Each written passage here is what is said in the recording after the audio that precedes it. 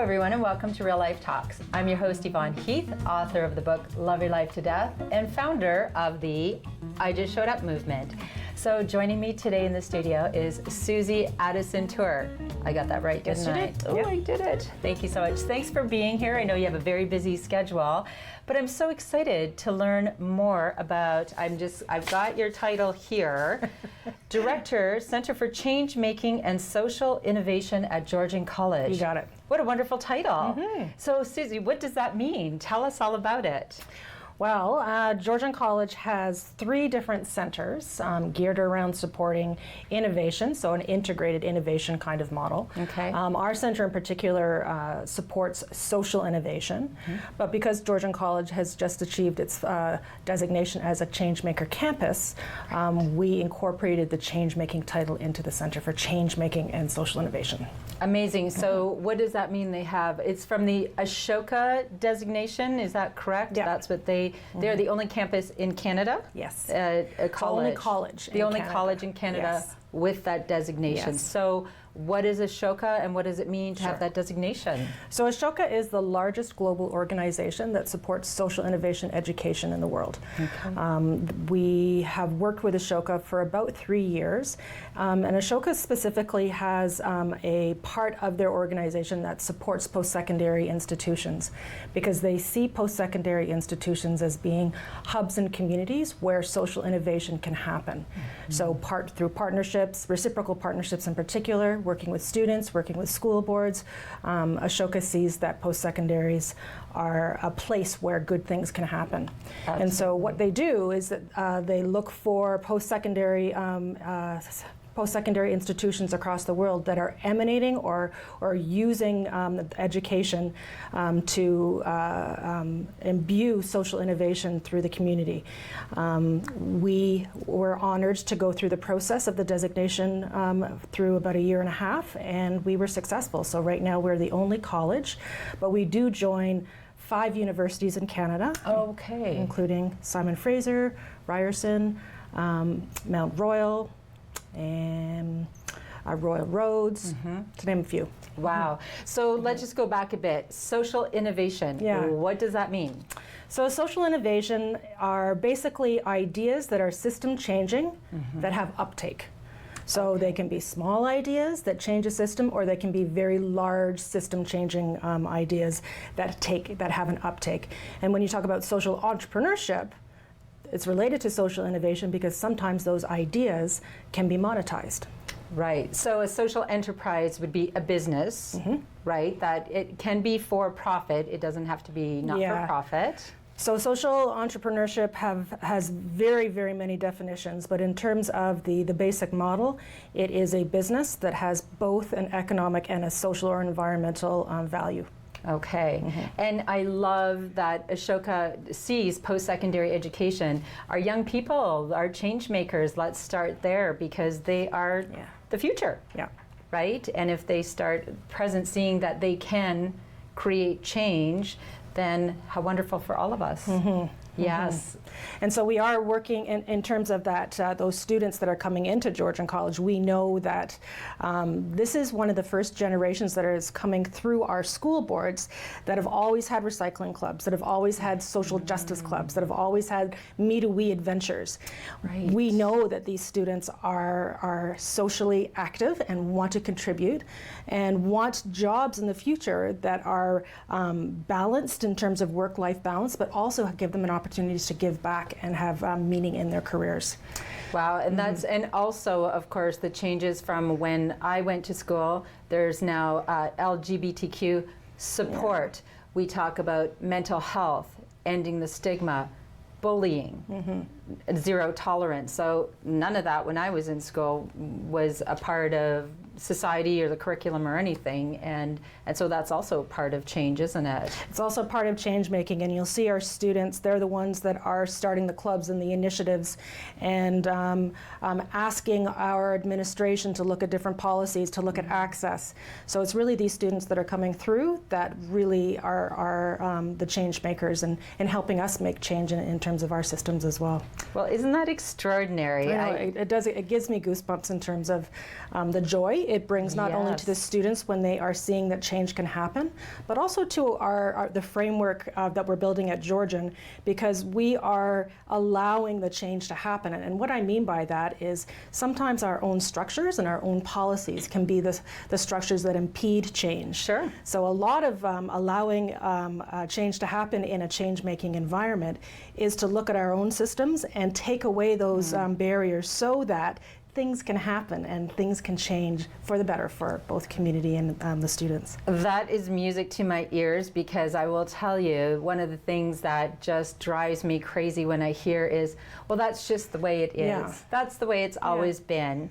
And my husband will say, oh, did you say that to Yvonne's face? Because change is the only constant. And when you see something that isn't working well, that is opportunity for change, isn't it? Yeah, exactly. Yes, and to know that Georgian is supporting that change, it must be very rewarding for the staff, for the students, for their families, right? That ripple effect. Yeah, and one of the things too that we've noticed is that when you have change making as the agenda, so it's not just change for the sake of change, it's finding that there is a gap either in a system or in a community that could be filled with socially innovative ideas. So it's not just change for change's sake, but we know that if we are making room for ideation, so brainstorming and thinking about things in different ways, and then putting resources behind them, that does bring people joy. And when I say people, it's staff, it's employees at Georgian, it's students, it's our community partners.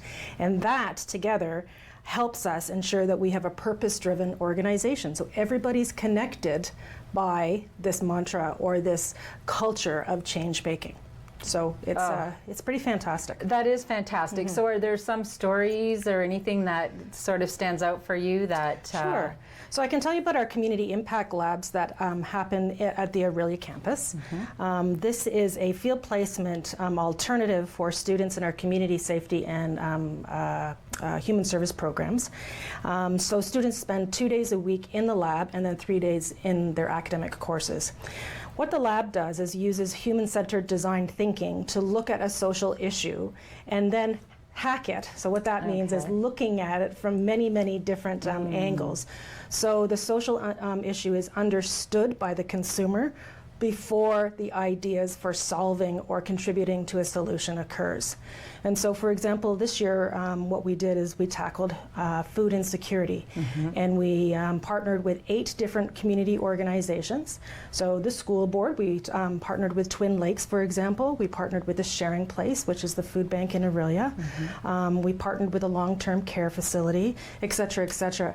And what we did is we looked at what does food insecurity look like from that lens. So if you are in a daycare, what does it look like from a daycare provider, from a family's perspective, compared to what does it look like if you are in the Sharing Place from a food bank perspective. So not only are we looking at food insecurity, but we're looking at it from multiple lenses. Right. And that is what we call collective impact. Okay. Generating different ideas once we understood what the food insecurity meant to those partners, generating different ideas, and then what we did is we had a showcase of those ideas through our Research and Innovation Day. Fantastic. Yeah. So food insecurity, so what does that mean?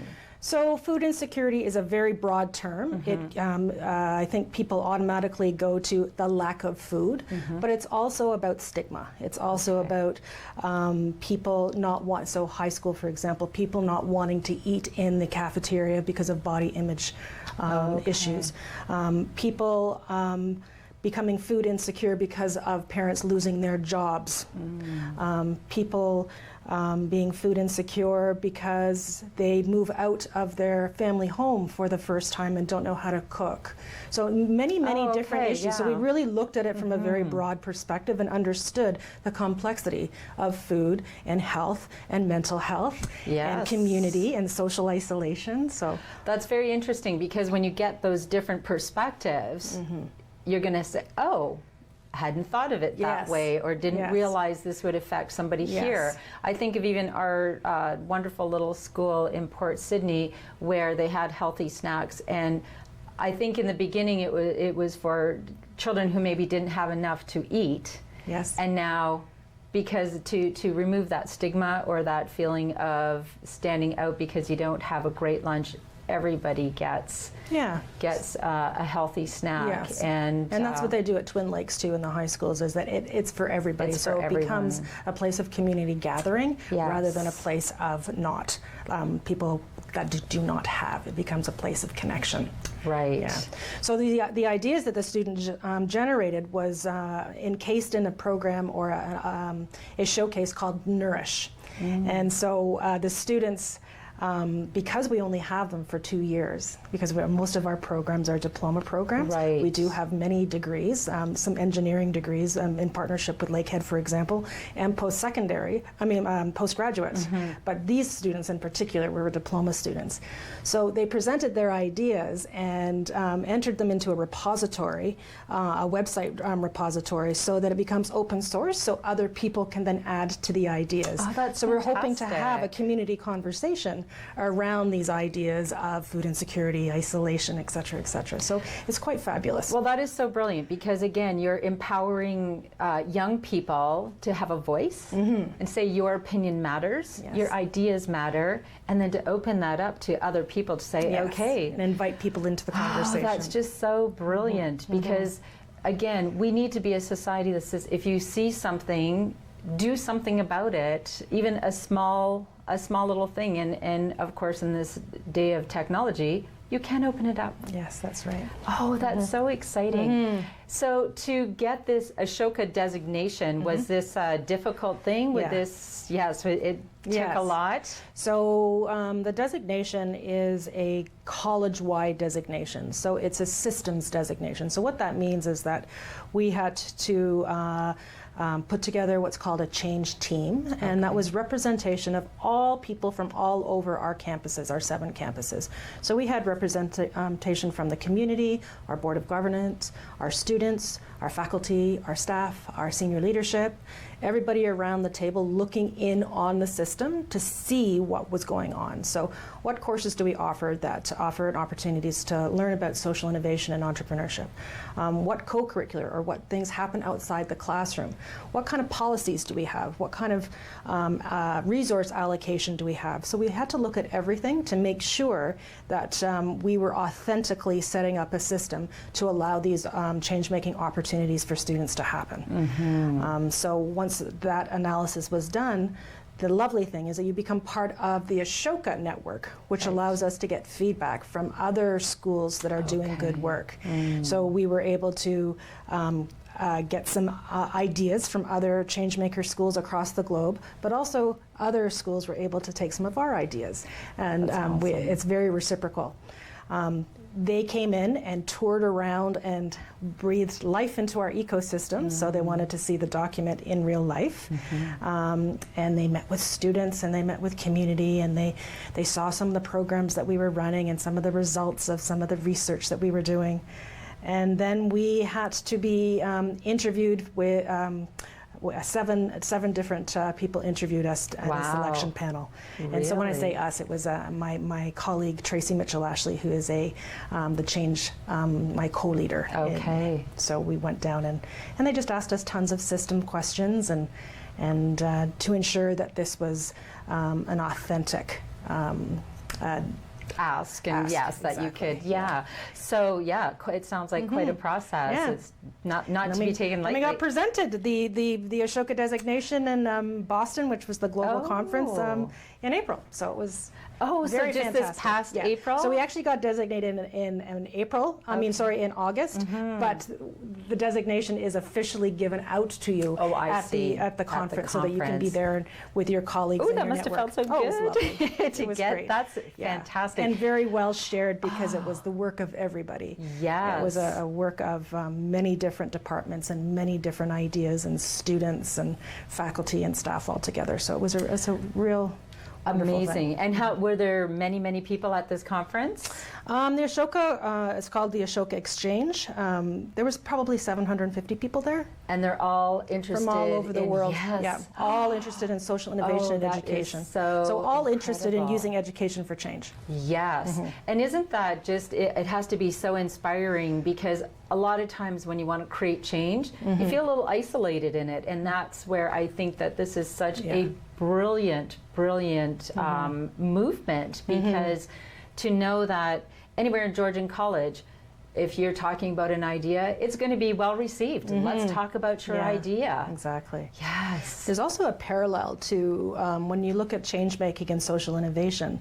The key skills required to be socially innovative are things like creativity, are things like leadership and collaboration. And these are all what we call 21st century skills that all students from all disciplines require to be employed. So these are what our employers are looking for. So it's those hard skills, but it's also those soft skills that are a result of some of this change-making work that we're doing. So it's an educational framework as well as a cultural change framework. Yes, and I have to think that when after you receive your diploma, you've been at a change-making school, that's going to look good on your resume. It just is. That means that you've been a part of change, and you're not afraid to share ideas or to have ideas, and who doesn't want that in the workplace? Yeah. And you'll see that a lot of the post-secondary institutions are beginning to really value what we call experiential education, which is that hands-on. And Georgia and our fellow community colleges, that's what we've specialized in for years. Part of a student's graduation process, they have an opportunity to print off what's called a co-curricular record. Okay. So not only do they get a diploma that honors the academic work they've done, but they can also track the experiential work that they've done. So for example, being part of our student council, or if they were involved with a community activity, that is tracked for you, so that you do have documentation that allows you to speak about your skills in different ways. So that's also fantastic, a co-curricular record. And I think it is so imperative in this day of technology, where a lot of our young people they're not sharing ideas, they're just texting, and they get sort of sucked into this world of technology, which is wonderful, but it can also be addictive and prevents you from relating to people and sharing and having great meaningful conversations, which it sounds like this is the perfect forum for that. Yeah, I would agree, yeah.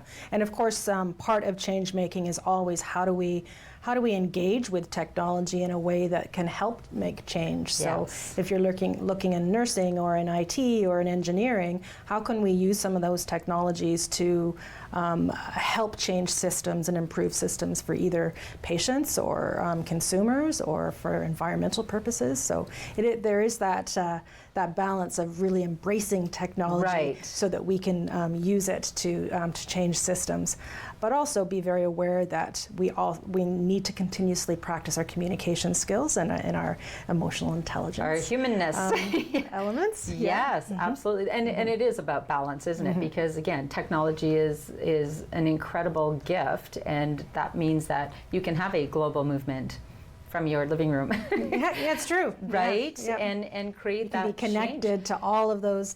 For example, you can contribute to the Nourish Post right from your kitchen table and start adding those ideas into food insecurity. I just think that's so fantastic. And in this day and age, a lot of people say, oh, the world this is happening and we're ruining our environment and we're doing all of these things. So what can we do to change that? And Ashoka says we're all change makers. That's everyone a change maker. Everyone a change maker. Yeah. And I love that, because you can either sit back and have your coffee and complain about how bad everything is and these young people, or be a part of what can we do to change that and to fuel the positive. Exactly. And when we first started talking about it, I would get some staff sort of having that imposter syndrome because they thought that change making had to be this grandiose thing, systems changing. And actually, change making is a mindset and an attitude. So it can be from a supportive role. You're the one that is allocating resources so that good changes can happen. You're the one that is coaching a staff member to do the difficult process of change, or you're the one that is helping that student with their ideation process. So it takes many different forms. The purpose of it all is that you are connected to that whole movement of change making as the end result. Well, and it's funny because I interviewed one gentleman who was Volunteer of the Year, Colin Wackett. He was such a lovely man, and when we're talking about volunteering or change making or anything, we don't all have to lift the 10-pound bags of potatoes. Exactly. Yeah. Right?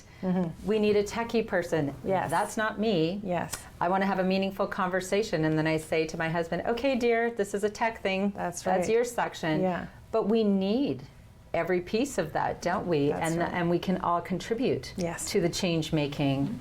I love this. And is there a goal to have can every college be a part of this? It is a designation process, but what we've been working with Ashoka Canada on is resources and professional development opportunities for staff that are interested in embedding social innovation in their programs. So we're in process of working out a way that we can engage colleges in a quicker way. Okay. So how can we create a community across Canada where we are sharing best practices in our college community and our university community, but specifically I'm talking about in our college community so that we can support faculty and staff to build programs. So many good things are happening in Canada.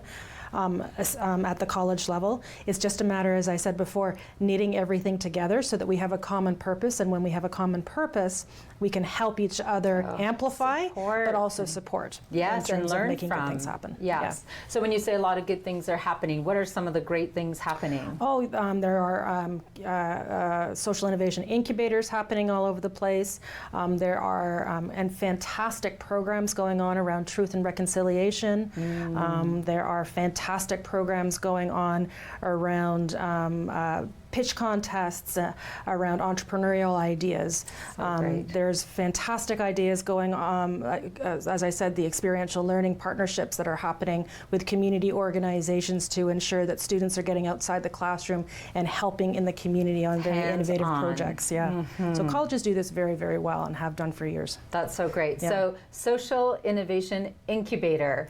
Yeah. So can you elaborate? I just pictured some incubator. Eggs and a warm chicken. Yeah. So those eggs are ideas. Okay. And so it would be where students and faculty and community members and staff, anybody can go into this area. Sometimes it is a space, sometimes it's not. But these incubators in particular may have a space where coaches can be there to support the amplification of an idea, or to have the idea looked at in different ways so that we can say, hey, maybe we have to pivot. So there are places where ideas can potentially grow into either systems changing ideas or potentially into enterprises, and that's the monetization of those ideas. So it's a support place where people can be together and learn and amplify ideas as a result of coaching and others. So when you say that community members, everybody gets together. So how would you find out about, hey, there's this social innovation incubator happening, come and join in, or is there? Most of them have a specific name. That's a very generalized name. But at Georgian College, for example, we have the Community Impact Labs. Okay. But we also have the Henry Bernick Entrepreneurship Center, and we have a Center for Applied Research and Innovation. We have a new building that's opening up in September. Oh, I didn't know and that will be a giant, what we call a maker space. So that's where people can come and make prototypes, be around others that are in that ideation stage. Sometimes it's that, being in association with those that are in that stage, that there's whiteboards everywhere, there's specific equipment that can help you prototype your thing that you are trying to ideate upon. So so Georgian has quite a few centers that you can access in order to surround yourself with support systems. I just love it. So you would go there, you have whiteboards and different community members, and once again, just giving everyone that feeling of their opinion, their ideas matter. And doesn't that just gets people flowing? And then you say, well, what about this? Oh, that's great. Let's do that. And I picture everyone writing on the board and getting excited about ideas together. Or have you thought about this? Or have you checked your context? Or so to make sure that we are also being authentic and honest across the way so that we are not married to our idea rather than the issue that we're trying to solve, right? That's right. So that's where the human-centered design piece comes in. Right. This is all so exciting. And you said that the social innovation piece is with every program, like within every program at Georgian, right? And again, this was when we went through our ecosystem, this was something that we knew right off the bat, is that these things are already happening all over Georgian. Right. It's a matter of connecting them and knitting people together so that we can amplify what's already happening. So the important thing is to see what social innovation means from where that person sits. So yes, every single program has a learning outcome in it that is associated with either entrepreneurship or social entrepreneurship, and that shows up in different ways. Right. I just so have you seen? What is the feedback from the students? What are they saying about? Well, our Georgian College Student Association, for example, has embraced this incredibly. Their last two leadership conferences have been centered around change making.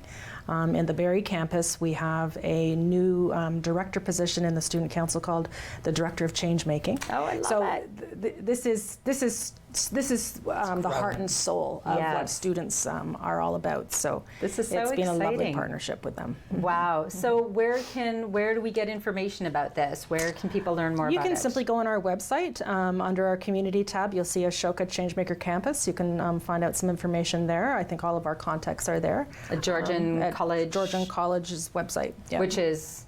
GeorgianCollege.ca. GeorgianCollege.ca. Yep. Well, this is so exciting, and I think because this is the first college in Canada with the Ashoka designation, you can be a wonderful example for all of the other colleges. I hope to be. Yes. Yep. I just thank you so much You're for very everything welcome. that you do. I can't believe we're almost out of time. I know. It happens so quickly, right? And I love this. So thank you for being a part of creating the change that you want to see in the world and helping other students do that. And I want to go tour around. Can I have a tour of the campus? Aurelia? here? Yeah, Aurelia is a great place to be. Let's go. Yes, I Yeah. really do. Okay. Well, thank you so much for being here. I really appreciate You're it. very welcome. Yes. Okay. So thanks for joining us today for Real Life Talks. This is a show about learning how to just show up for yourself and show up for others. So if you want to be able to just show up, you want to be empowered and resilient, my call to action is plan your life, plan your death, and then just love your life to death. And always bring your own tambourine to the party. Thanks. Bye for now.